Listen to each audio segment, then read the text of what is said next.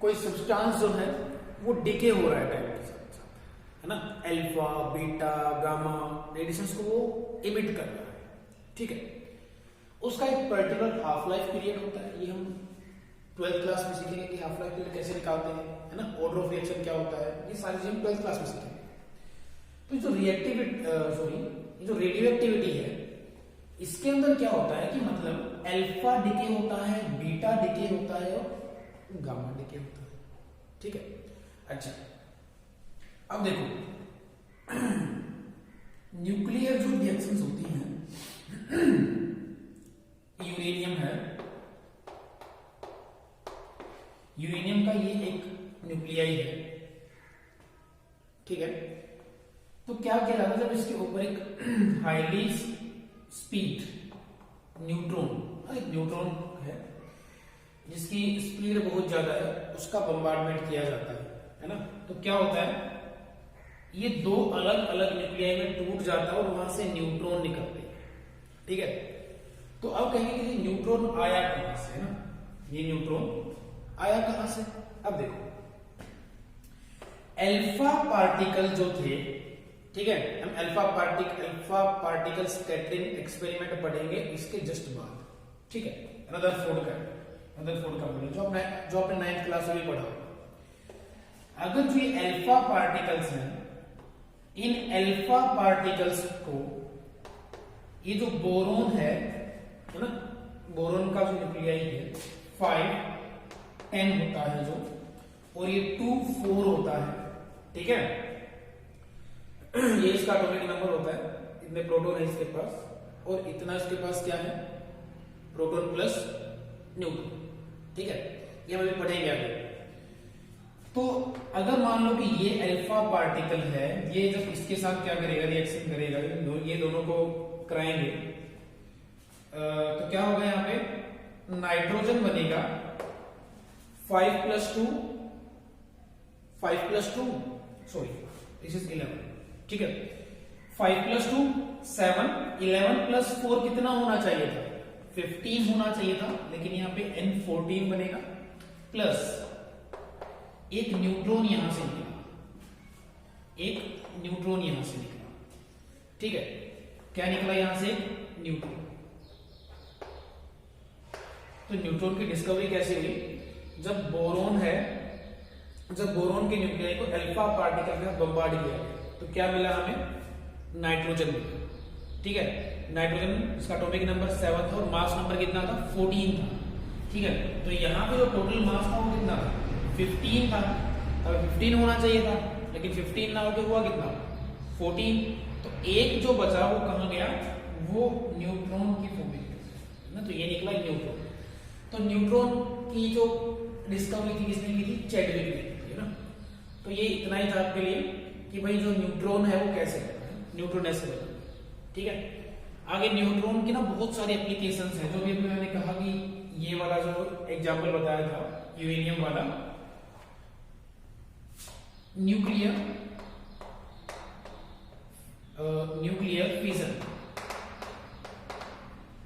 Nuclear fission reactions में neutron का बहुत रोल होता है ना। जो न्यूक्लियर पावर प्लांट होते हैं जिसमें इलेक्ट्रिसिटी मिलती है, एनर्जी लेते हैं, वहां पे क्या होता है, रेडियो एक्टिव सब्सटेंस लेते हैं और उसको न्यूट्रॉन के साथ बम्बार्ड किया जाता है। फिर क्या होता है, वो हैवी न्यूक्लियाई होती है, वो टूट जाती है और वहां से लार्ज अमाउंट ऑफ एनर्जी निकलती है, ठीक है, और उस एनर्जी को हम यूज कर लेते हैं इलेक्ट्रिसिटी वगैरह बनाने में, ठीक है।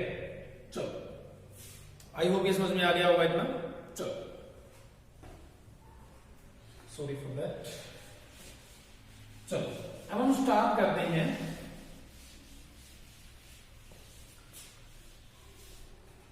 जे थॉमसन का।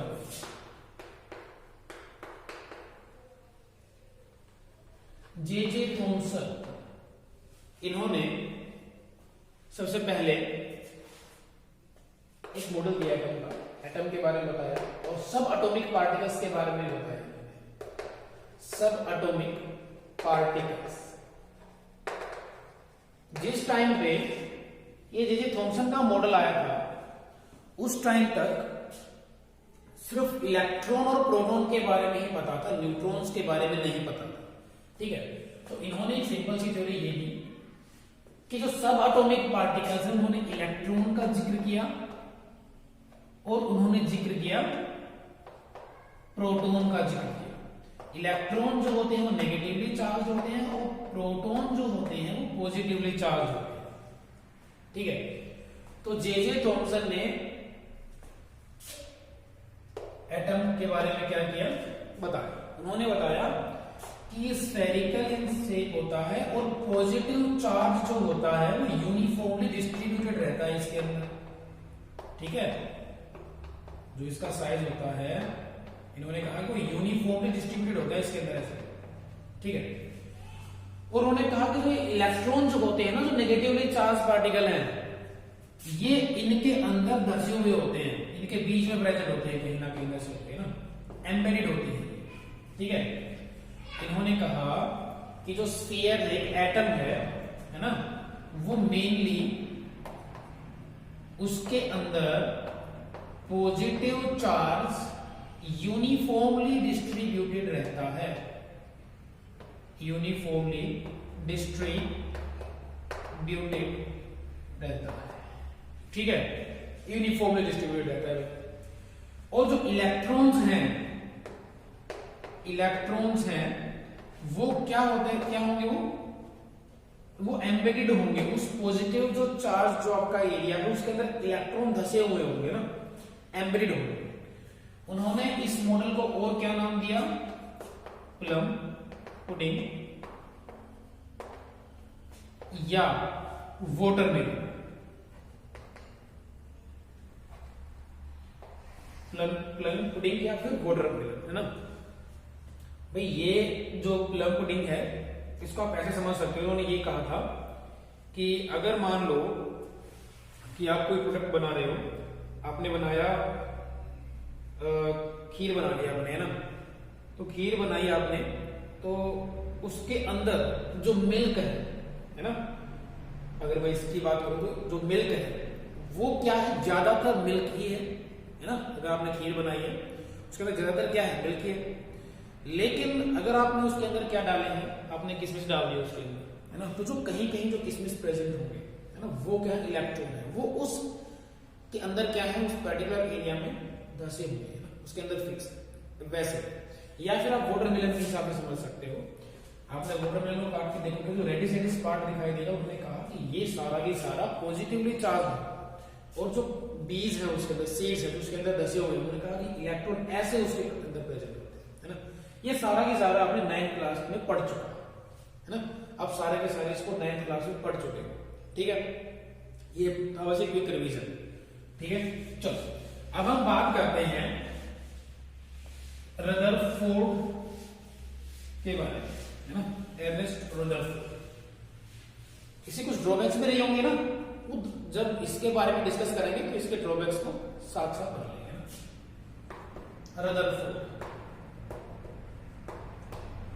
रदरफोर्ड ने क्या कहा भाई, रदरफोर्ड ने एक एक्सपेरिमेंट किया अल्फा पार्टिकल स्कैटरिंग एक्सपेरिमेंट। अभी अभी मैंने 2 मिनट पहले बताया था आपको, जब मैंने न्यूट्रॉन के बारे में बताने की कोशिश की थी कि जो अल्फा पार्टिकल होते हैं वो क्या होते हैं, ये होते हैं इक्विवेलेंट टू हीलियम एटम, है ना। हीलियम का एटॉमिक नंबर 2 होता है, मास नंबर 4 होता है। ठीक है, तो जो अल्फा पार्टिकल थे, अच्छा, इन अल्फा पार्टिकल को इन्होंने यूज किया, तो ये जो अल्फा पार्टिकल थे ये इनके पास कहां से आए, है ना। ये बेसिकली क्या कर रहे थे, रेडियो एक्टिविटी पे एक्सपेरिमेंट कर रहे थे। तो अभी अभी मैंने बताया था कि जो रेडियो एक्टिविटी होती है उसके अंदर alpha, beta, gamma particles emit होते रहते हैं, है ना। तो उन्होंने क्या किया कि बहुत सारे अल्फा पार्टिकल्स का यूज किया। ठीक है, जब उन्होंने बहुत सारे अल्फा पार्टिकल्स का यूज किया, ठीक है, तो उन्होंने क्या देखा कि देखिए, उन्होंने एक तो यहां पे लिया सोर्स, एक बार बना देता हूं मैं डायग्रामेटिकली। एक उन्होंने लिया सोर्स, यहां से अल्फा पार्टिकल्स निकले, ठीक है, यहां पे उसने लगाया गोल्ड फॉयल। ठीक है, तो अल्फा पार्टिकल यहां से निकले, उन्होंने यहां पे लगाया फॉइल और यहां लगा दी एक फ्लोरोसेंट स्क्रीन, जिंक सल्फाइड की एक स्क्रीन लगा दी, है ना। इलेक्ट्रॉन्स के बारे में जब हमने यहाँ पे पढ़ा था, है तो ये बताया था ना कि जब भी ये जो जिंक सल्फाइड की स्क्रीन है ये फ्लोरोसेंट होती है ना नेचर, भाई जब भी कोई चार्ज पार्टिकल इस स्क्रीन के साथ स्ट्राइक करता है तो ये ग्लो करती है ना, ठीक है। अब यहाँ पे क्या हुआ देखना भाई, यहाँ जो अल्फा पार्टिकल्स थे जिन्होंने इसके अंदर से गोल्ड फॉइल जो है इसके अंदर से पास कराया, तो इन्होंने कुछ चीजें ऑब्जर्व की है ना, तो यहां लिख लेते हैं उन्होंने क्या क्या ऑब्जर्व किया, ठीक है भाई। उन्होंने देखा कि most of the alpha particles and alpha rays, है ना भाई, most of the alpha particles या फिर अल्फा जो रेज इन्होंने यहां जो डाली थी वो विदाउट स्कैटरिंग क्या हो गए, पास हो गए यहां से ना, ऑलमोस्ट 99.9%, ठीक है, ऑलमोस्ट 99.9% क्या हो गए यहां से वो पास हो, ठीक है। फिर हुआ क्या, सेकंड ऑब्जर्वेशन होने की कि भाई बहुत कम ऐसे थे पार्टिकल्स जो क्या हुए, डेविएट हुए, ठीक है, डेविएट हुए, बहुत कम ऐसे थे ना, डेविएशन। और उन्होंने कहा कि बहुत रेयर, अगर मान लो उन्होंने 20,000 अल्फा पार्टिकल्स को पास किया तो उनमें से कोई एक, है ना, उनमें से कोई एक बहुत ज्यादा, उन्होंने जो डाटा कलेक्ट किया था वो बहुत ज्यादा पार्टिकल्स उन्होंने यूज किए थे उसके अंदर ना, तो उन्होंने देखा कि कोई 20,000 पार्टिकल्स में से कोई एक पार्टिकल इधर वापिस आ रहे हैं ना, तो थर्ड ऑब्जर्वेशन उसने क्या की कि अबाउट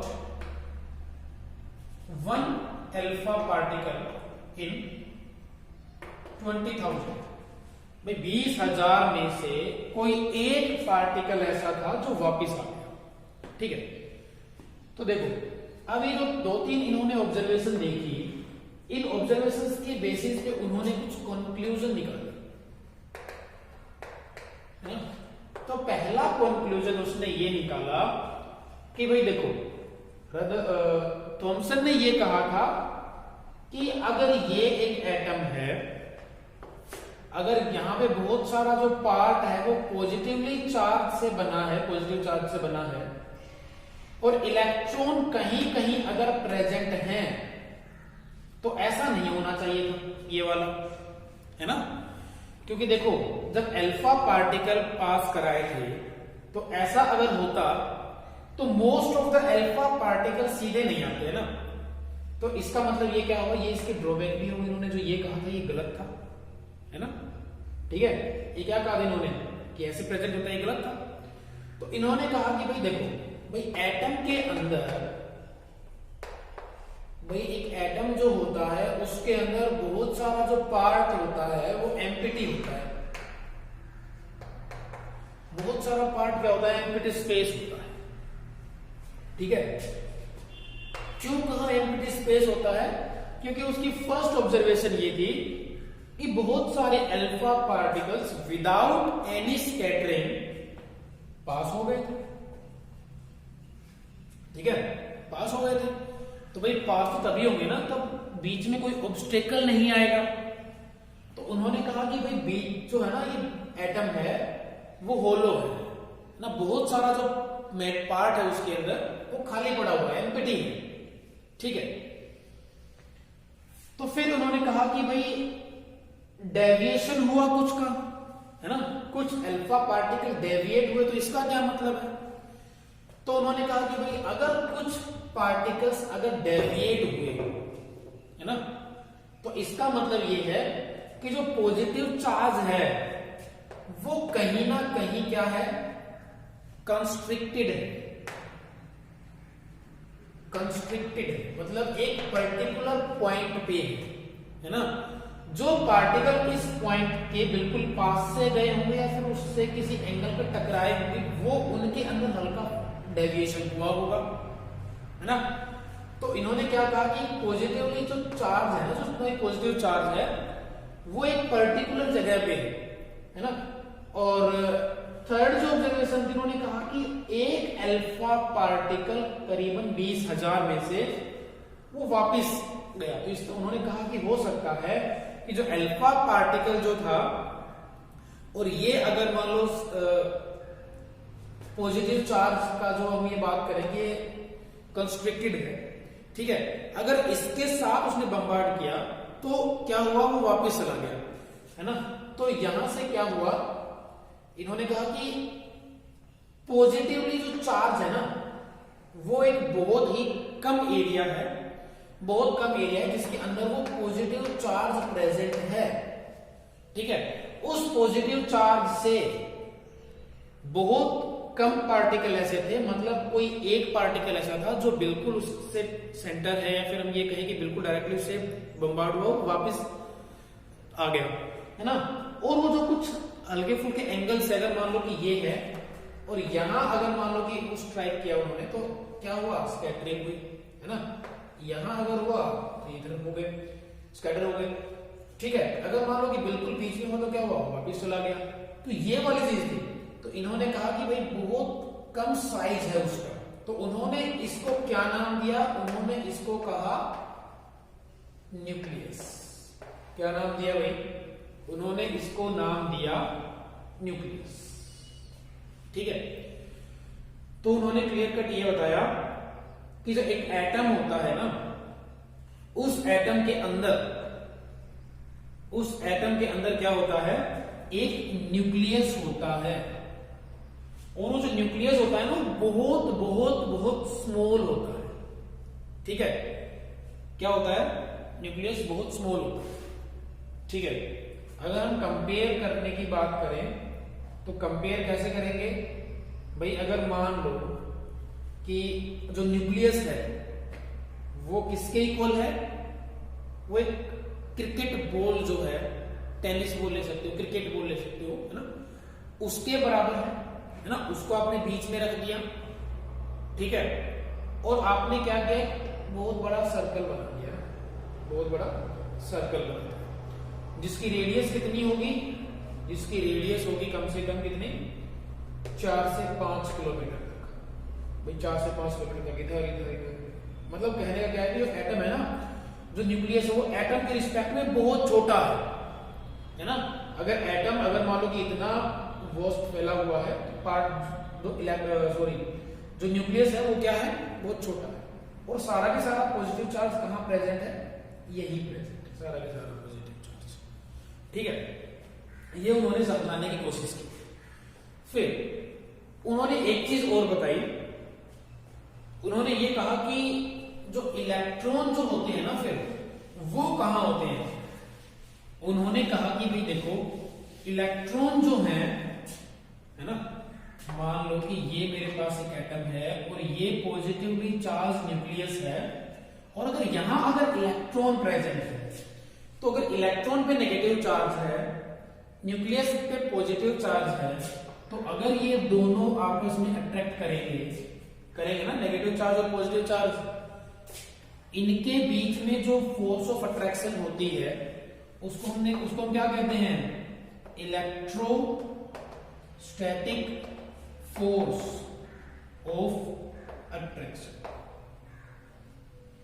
दो अपोजिटली चार्ज है ना, इनके बीच में जो फोर्स ऑफ अट्रैक्शन है उसको हम कहते हैं इलेक्ट्रोस्टैटिक फोर्स ऑफ अट्रैक्शन। तो जो ये इन्होंने कहा कि भाई देखो, एक बात तो ये हुई ना कि अगर इलेक्ट्रॉन इस फोर्स को, जो ये फोर्स लग रही है, अट्रैक्टिव फोर्स लग रही है, अगर ये अट्रैक्ट हो जाएगा, इसके अंदर ही आ जाएगा, तो फिर एटम क्या होगा, एटम का तो कुछ नहीं होगा, है ना। तो इन्होंने कहा कि भाई ऐसा नहीं होगा, जो ये फोर्स ऑफ अट्रैक्शन है, इस फोर्स ऑफ अट्रैक्शन को बैलेंस किया जाएगा। क्या किया जाएगा, बैलेंस किया जाएगा। अगर यहां पे ये अट्रैक्टिव फोर्स लग रही है, तो एक बाहर की तरफ एक और फोर्स भी लग रही है, जो इसको बाहर जाने से रोक रही है, अंदर जाने से रोक रही है, ठीक है। तो आपने फिजिक्स में पढ़ा होगा ये कि अगर हम मोशन की बात करते हैं, और वो भी सर्कुलर मोशन की, तो सर्कुलर मोशन में क्या होता है, अगर यहाँ पे पार्टिकल है और वो इधर घूम रहा है तो सेंटर की तरफ एक फोर्स लगती है जिसको हम नाम देते हैं सेंट्रीपिटल फोर्स। ठीक है, तो सेंट्रीपिटल फोर्स उस ऑब्जेक्ट को सेंटर की तरफ खींचती है। तो अगर उसको सेंटर की तरफ खींचेगी तो सेंटर में ही तो आ जाएगा ना, लेकिन ऐसा तो नहीं होता। ऐसा क्यों नहीं होता कि अगर बाहर अंदर की तरफ एक फोर्स लग रही है तो बाहर की तरफ भी एक फोर्स लग रही है जिसको हम क्या कहते हैं, सेंट्रीफ्यूगल फोर्स। सेंट्रीपिटल फोर्स तो वो होती है जो अंदर की तरफ लगती है और सेंट्रीफ्यूगल फोर्स वो होती है जो उस ऑब्जेक्ट को सेंटर की तरफ जाने से रोकती है, मतलब उसकी जो ट्रेजेक्टरी होती है वो वहीं पे रहता है ना। ठीक है, वो वहीं पे रहता है।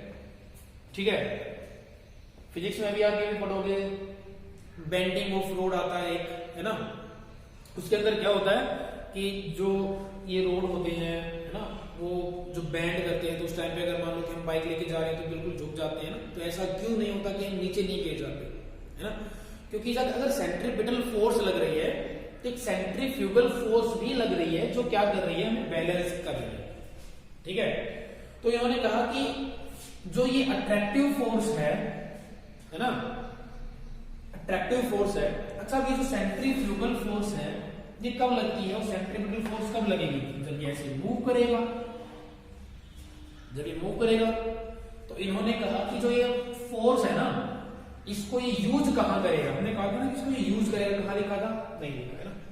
तो जो फोर्स ऑफ अट्रैक्शन है ना इसको ये यूज करेगा, कहां यूज करेगा, इस मोशन में, है ना, सर्कुलर मोशन में। तो हम ये कह सकते हैं कि इलेक्ट्रॉन जो है, इन्होंने ये समझाने की कोशिश की थी कि जो इलेक्ट्रॉन जो है वो न्यूक्लियस के अराउंड क्या करता है, रिवॉल्व करता है, चक्कर लगाता है। ठीक है, तो इन्होंने कहा कि भाई अगर ये घूम रहा है तो जो अंदर की तरफ फोर्स लग रही है जिसको हम सेंट्रीपिटल फोर्स कहते हैं, तो इसको बैलेंस कौन करेगा, इस इलेक्ट्रोस्टैटिक फोर्स ऑफ अट्रैक्शन को बैलेंस कौन करेगा, सेंट्रीफ्यूगल फोर्स बैलेंस करेगी इसको। ठीक है, तो सेंट्रीफ्यूगल फोर्स इसको बैलेंस करेगी और इलेक्ट्रॉन क्या करेगा, यहीं पे घूमता रहेगा, है ना। एक और एग्जांपल बहुत अच्छा ये है कि आप अगर इसको और अच्छे समझना चाहते हो तो सन है ना, ये सन है और अगर ये एक क्या है, यहां पे बहुत सारी ट्रेजेक्टरी होती है ना, बहुत सारे प्लेनेट होते हैं, तो इनके बीच में जो फोर्स ऑफ अट्रैक्शन होती है वो कौन सी होती है, सभी को पता है, ग्रेविटी। ग्रेविटी की वजह से आपस में क्या है, अट्रैक्टेड। तो क्या आपस में ये सन के पास थोड़ा चले जाते हैं, नहीं जाते। तो ये जो फोर्स है इसको ये यूज करते हैं इस वाली मोशन में। ठीक है, और इस वाली मोशन में अगर करेंगे तो अंदर की तरफ फोर्स लगेगी जिसको हम नाम देंगे सेंट्रीपिटल फोर्स। और अगर अंदर की तरफ अगर सेंट्रीपिटल फोर्स अगर ज्यादा ही हो जाएगी तो ये अंदर आ जाएगा, ऐसा तो होगा नहीं। तो इस फोर्स ऑफ अट्रैक्शन को, इस ग्रेविटेशन को बैलेंस करने के लिए एक बाहर की तरफ भी फोर्स लगती है ना, इसको हम क्या नाम देंगे, सेंट्रीफ्यूगल फोर्स नाम देंगे। क्लियर? ये था रदरफोर्ड का अल्फा पार्टिकल स्पेक्ट्रम एक्सपेरिमेंट। एक बार फिर देख लेते हैं, एक ओवरव्यू लेते हैं इसका जल्दी, उसके बाद फिर आगे चलते हैं। रदरफोर्ड ने कहा कि उन्होंने सबसे पहले जो एक्सपेरिमेंट परफॉर्म किया था तो उस एक्सपेरिमेंट में उन्होंने कुछ ऑब्जर्वेशंस की और उन ऑब्जर्वेशंस के हिसाब से उन्होंने कुछ कंक्लूजन निकाला, है ना। तो पहली ऑब्जर्वेशन उसकी ये थी कि most of the alpha particles, है ना, जो गोल्ड की फॉइल ली थी उसके अंदर से पास हो गए विदाउट एनी डेविएशन, है ना। तो इसका मतलब उन्होंने ये निकाला कि भाई एक एटम जो होता है ना, जो थॉमसन ने कहा था वो वाली बात गलत है कि पॉजिटिव चार्ज यूनिफॉर्मली डिस्ट्रीब्यूटेड रहता है, ये वाली बात क्या है, गलत है। क्योंकि अगर ऐसा होता तो ये बहुत सारे पार्टिकल्स विदाउट स्कैटरिंग नहीं निकलते, है ना, कोई ना कोई तो मिल जाता हमको रास्ते में। तो उन्होंने कहा कि ऐसा नहीं है, एक एटम है उसका बहुत सारा जो पार्ट है ना, मोस्ट ऑफ द पार्ट वो क्या है, एम्प्टी है ना। इसीलिए तो क्या हुआ, most of the alpha particles without scattering क्या हो गए, पास हो गए वहां से। फिर उन्होंने कहा कि बहुत कम पार्टिकल ऐसे थे जिनका डेविएशन हुआ। तो डेविएशन हुआ तो उन्होंने ये कहा कि हो सकता है कि भाई जो पॉजिटिव चार्ज प्रेजेंट है वो उस पॉजिटिव चार्ज से टकराए होंगे, है ना। फिर उससे क्या हुआ होगा, वो स्कैटर हुए होंगे, ठीक है। तो फिर क्या हुआ कि उन्होंने देखा कि भाई जो पॉजिटिव चार्ज है वो कंस्ट्रिक्टेड है, बहुत बहुत कम एरिया है ऐसा, बहुत कम जगह ऐसी है जहां पे सारा का सारा पॉजिटिव चार्ज कंस्ट्रिक्टेड है ना। तो ये वाली जो बात थी ये उन्होंने तब देखा कि भाई बहुत रेयर ही ऐसे पार्टिकल थे जो पास कराए 20,000 तक, करीबन 20,000 में से एक पार्टिकल ऐसा था जो वापस आया, है ना। बाकी सारे के सारे क्या हुए, कोई तो सीधा पास हो गया, कोई हल्के एंगल से स्कैटर हो गया। तो जो वापस आया उससे क्या कंक्लूजन निकाला कि भाई जब एक ही पार्टिकल आया तो इसका मतलब यह है कि जो पॉजिटिवली चार्ज है एरिया वो बहुत ही कम है, और उस बहुत कम एरिया में जो अल्फा पार्टिकल स्ट्राइक हुए उनकी जो प्रोबेबिलिटी थी वो बहुत कम थी, है ना, क्योंकि वो बहुत छोटा था, ठीक है। तो इन्होंने कहा कि भाई अगर एक एटम है वो एक एटम अगर एक न्यूक्लियस है, अगर उन दोनों के बारे में बात करें तो न्यूक्लियस जो होता है वो बहुत बहुत बहुत छोटा होता है ना, ये वाली बात उन्होंने कही। और एक ये कहा कि अगर जो इलेक्ट्रॉन है फिर तो इलेक्ट्रॉन्स और जो न्यूक्लियस है, इन्होंने कहा कि न्यूक्लियस पॉजिटिव चार्ज होता है, उनके बीच में एक फोर्स ऑफ अट्रैक्शन होता है जिसको इलेक्ट्रोस्टैटिक फोर्स ऑफ अट्रैक्शन बोलते हैं। और इलेक्ट्रोस्टैटिक फोर्स ऑफ अट्रैक्शन की वजह से तो क्या होना चाहिए था, होना ये चाहिए था कि वो आपस में अट्रैक्ट हो जाते और वो सेंटर में आ जाता, है ना। ऐसा तो नहीं हुआ। तो इन्होंने कहा कि भाई ऐसा नहीं है, इलेक्ट्रॉन जो वो फोर्स ऑफ अट्रैक्शन है ना उसको यूज कर रहे हैं, और वो उसको यूज कहां कर रहे हैं, सर्कुलर मोशन। तो सर्कुलर मोशन अगर करेंगे तो दो तरह की फोर्स आप जानते हो, एक होती है सेंट्रीपिटल फोर्स, एक होती है सेंट्रीफ्यूगल फोर्स। सेंट्रीपिटल फोर्स वो फोर्स होती है जो टुवर्ड्स द सेंटर लगती है ना। और सेंट्रीफ्यूगल फोर्स वो फोर्स होती है जो उस ऑब्जेक्ट को सेंटर की तरफ जाने से बचाती है ना। मतलब ये दोनों के दोनों फोर्स क्या है, अपोजिट, ठीक है। तो ये हमने अभी तक इसके बारे में पढ़ा। चलो ये हुआ आपका रदरफोर्ड का मॉडल भी खत्म। आज हमने क्या पढ़ा है, आज हमने थॉमसन के बारे में, थॉमसन के मॉडल के बारे में पढ़ा जिसको वाटरमेलन मॉडल भी कहा गया है ना। और फिर उसके बाद हमने डिस्कस किया रदरफोर्ड। चलो अब कुछ बेसिक टर्म्स हैं वो डिस्कस कर लेते हैं, ठीक है। फिर उसके बाद इसको खत्म करते हैं। चलो एटॉमिक नंबर, ये एटॉमिक नंबर क्या होता है ना। भाई एक एलिमेंट है ना, उसके पास जितने प्रोटॉन होते हैं वही उसका क्या होता है, एटॉमिक नंबर होता है। तो क्या ये बोल सकते हैं कि एटॉमिक नंबर क्या होता है, is equal to number of protons. मैं इनको जल्दी जल्दी कराऊंगा क्योंकि ये वही चीजें हैं जो आप 9th और 10th में पढ़ चुके हो, कुछ भी नया नहीं है इनमें से, ठीक है। तो एक बार इनको जल्दी जल्दी देख लेते हैं। आई होप कि सभी को आते होंगे पहले से ही, ठीक है। भाई जिनके अंदर नंबर ऑफ प्रोटॉन्स क्या होते हैं, इक्वल होते हैं, है ना। भाई equal to number of protons क्या होगा, एटॉमिक नंबर। अगर मान लिया कि हम ये कहें कि सोडियम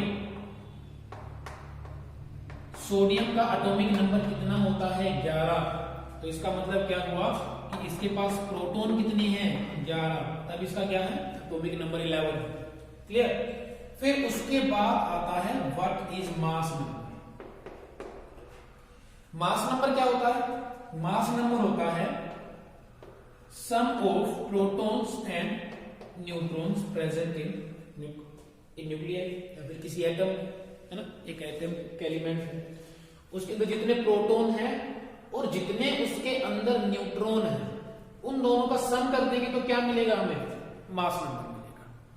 ठीक है, यहां पे अगर बात करें सोडियम के बारे में बात कर लें, तो सोडियम का के पास प्रोटॉन कितने होते हैं, 11, न्यूट्रॉन कितने होते हैं, 12, मास नंबर कितना हो जाएगा, दोनों को ऐड कर देंगे 23, तो 23 क्या होता है, इसका मास नंबर है ना। ये सारी चीजें आपने 9th और 10th में पढ़ी हुई है।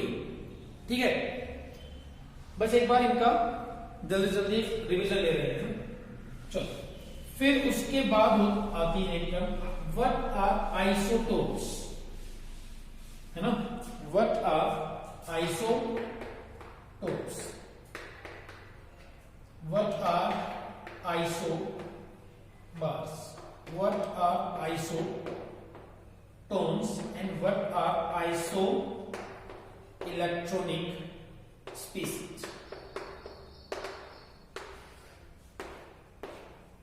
ठीक है, ये फिर भी थोड़ा बहुत ये है कि हाँ यहां से कुछ कभी कभी पूछ लेते हैं कुछ, है ना, यहां से कभी ये थोड़ा सा इंपॉर्टेंट है ना, ये पूछ भी सकते हैं। नहीं तो आइसोटोप, आइसोबार्स और आइसोटोन्स, है ना, ये आप पढ़ चुके हो। देखो, आइसोटोप्स क्या होते हैं, जिनका एटॉमिक नंबर सेम होता है। ठीक है, लिख देते हैं, same atomic number but different mass number. भाई जिनका एटॉमिक नंबर सेम होता है और मास नंबर डिफरेंट होता है ना, ये लोग हाइड्रोजन के होते हैं 3 आइसोटोप्स। ठीक है, ये होते हैं आइसोटोप्स। चलो, फिर उसके बाद आता है व्हाट आर आइसोबार। आइसोबार में क्या होता है, सेम मास नंबर होता है, वहां पे मास नंबर डिफरेंट था, यहां पे मास नंबर सेम होता है एंड एटॉमिक नंबर डिफरेंट होता है। ठीक है, आर्गन है, पोटाशियम है, कैल्शियम है, 40 40 40, ये 18 होता है, ये 19 होता है, ये 20 होता है ना। तो एटॉमिक नंबर तीनों का अलग अलग है और मास नंबर क्या है, सेम। ये क्या होंगे, आइसोबार। क्लियर। अब बात आती है व्हाट आर आइसोटोन्स।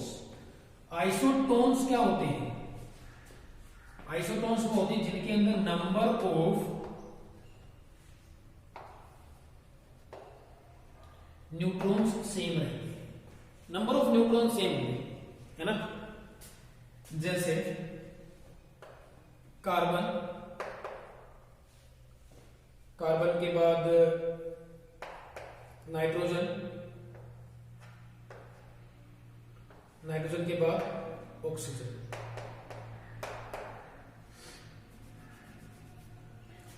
ये देखो, अगर यहां ये नाइट्रोजन है और ये ऑक्सीजन है, इसके अंदर कितने प्रोटॉन होंगे, 15 - 7 = 8। इसके अंदर कितने होंगे, 16 - 8 = 8। तो दोनों के पास कितने हैं, कितने न्यूट्रॉन्स हैं, दोनों के पास 8 न्यूट्रॉन्स हैं। तो ये क्या हो जाएंगे, दोनों के दोनों आइसोटोन्स हो जाएंगे। ठीक है, देखो ये जो नाइट्रोजन है, आपने तो ये याद किया होगा, है ना, लेकिन जो ये नाइट्रोजन 15 है, ये इसका आइसोटोप होता है। ठीक है, लेस स्टेबल होता है ये और बहुत ही कम प्रेजेंट होता है। ठीक है, लेकिन ये भी होता है, ये इसका आइसोटोप होता है नाइट्रोजन का, है ना। ठीक है, चलो उसके बाद लास्ट है आइसो इलेक्ट्रॉनिक स्पीसीज। आइसो का मतलब क्या हो गया, सेम। इलेक्ट्रॉनिक का मतलब क्या हो गया, इलेक्ट्रॉन्स। भाई ऐसे स्पीसीज या फिर ऐसी न्यूक्लियाई जिनके पास same number of electrons present होंगे, उनको हम कहेंगे isoelectronic species. The species having same number of electrons, है ना, उनको हम कहेंगे isoelectronic species. Na positive, Mg2 positive, F negative. ठीक है, सोडियम के पास सोडियम पॉजिटिव है तो यहाँ पे कितने इलेक्ट्रॉन होंगे, 10 इलेक्ट्रॉन होंगे, एक इलेक्ट्रॉन लूज कर दिया। इसका एटॉमिक नंबर 12 होता है, 2 इलेक्ट्रॉन लूज कर दिए, 10 बचेंगे। इसका एटॉमिक नंबर 9 होता है, एक इलेक्ट्रॉन एक्सेप्ट किया, 10। तीनों के पास नंबर ऑफ इलेक्ट्रॉन्स कितने कितने हैं, 10 10 10। तो इनको हम कहेंगे isoelectronic species. I hope इतना समझ में आया होगा, ठीक है। बहुत इजी है ये और इंपॉर्टेंट भी है। तो ठीक है, चलिए आज इस पार्ट को यही खत्म करते हैं और मिलते हैं नेक्स्ट वीडियो में।